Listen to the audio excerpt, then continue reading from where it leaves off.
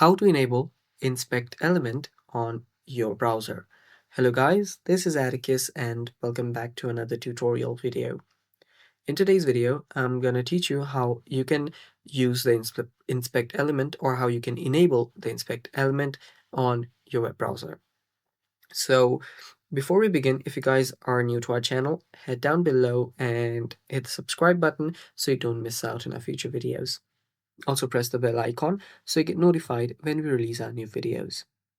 So for the users who don't know what inspect element is, it is just a temporary view, edit, and test options or features that allows you to, as I said, view, edit, and test HTML, CSS, and JavaScript code of any web page that you're on. So for example, if you're on your Facebook, you can simply view what JavaScript or what HTML, CSS it is currently using. So if you want to simply find that out, all you have to do is press Control Shift plus I.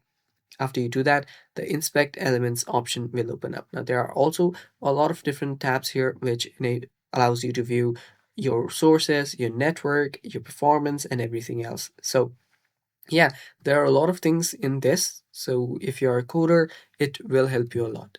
And if you just go ahead and start looking for stuff here, you can also find which section lies where. So that's the other thing. And if you don't, or if it does not work with Control Shift I, you can also head over to the top right corner of your browser, tapping on the three dots.